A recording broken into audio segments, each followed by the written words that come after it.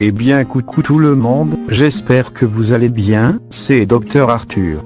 Aujourd'hui on est de retour pour une nouvelle vidéo, et je vais vous parler surtout de la maladie des varices.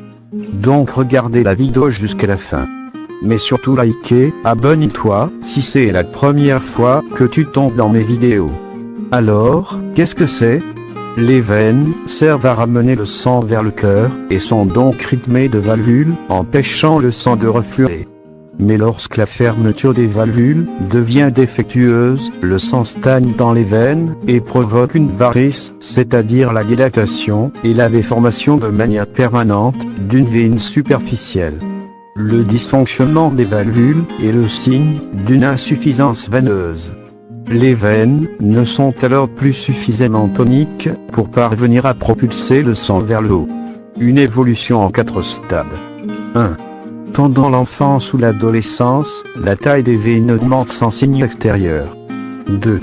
Au début de l'âge adulte, une veine volumineuse peut apparaître au niveau de la cheville, mais l'examen au Doppler ne révèle aucun problème de reflux sanguin. 3. Moment où les varices se constituent.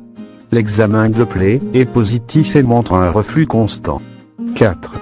Les varices entraînent des complications. La thrombose veineuse superficielle ou profonde. La rupture de varices. Elle intervient essentiellement chez les personnes âgées, spontanément, ou à la suite d'un choc. Le sang se repent alors, à l'extérieur du corps ou, plus rarement, sous la peau, et constitue alors un hématome. Le ralentissement de la circulation. Il provoque eczéma, démangeaisons et transpiration des jambes. Des taches sur la peau, ocre ou blanche. L'ulcère. C'est la complication la plus grave d'une varice. Il s'agit d'une plaie, le plus souvent, au niveau des chevilles, qui ne parvient pas à cicatriser. Quels sont les facteurs favorisant l'apparition de varices ? Les causes de l'insuffisance veineuse sont mal connues, mais plusieurs facteurs favorisant les varices sont répertoriés. Le sexe. En effet, les femmes sont plus touchées que les hommes pour des raisons hormonales. Ainsi, la différence s'estompe après la cinquantaine, lorsque la ménopause intervient. L'hérédité. Le surpoids. La station debout, prolongée sans bouger. La chaleur qui dilate les veines. La constipation.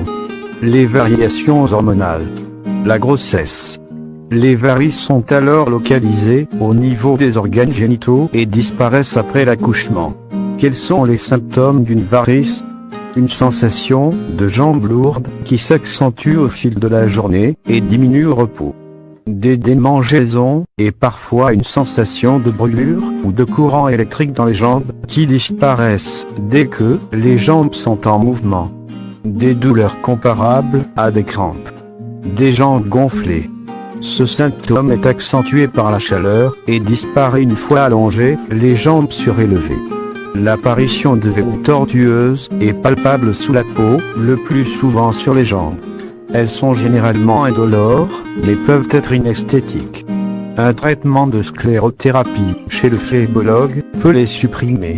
En cas de forte douleur, de saignement que vous ne pouvez pas arrêter, ou d'apparition d'une bosse molle sur la jambe, consultez rapidement un médecin. Voici quelques conseils pour éviter cette maladie. Comment agir pour prévenir les varices ? Évitez de porter des vêtements serrés. Dès les premiers symptômes, adoptez la contention. C'est la meilleure méthode préventive, elle existe sous forme de bandes, chaussettes, bas et collants.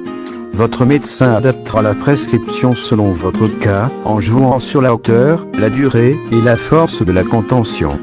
Marchez au moins 30 minutes par jour, à plat ou sur des talons de 4 cm au maximum.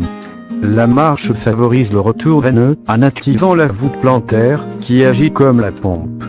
Pratiquez une activité qui tonifie les jambes et qui contracte en particulier le mollet car il aide au retour veineux.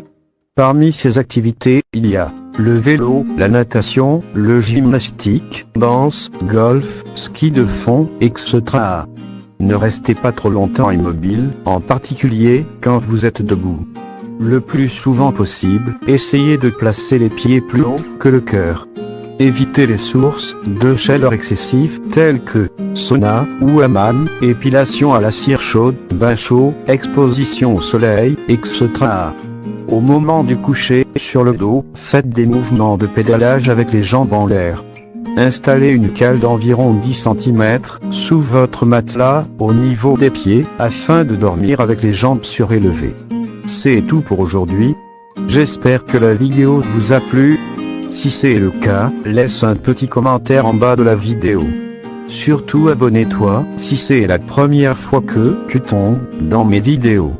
Enfin portez-vous bien et on se reverra bientôt pour une nouvelle vidéo. Ciao.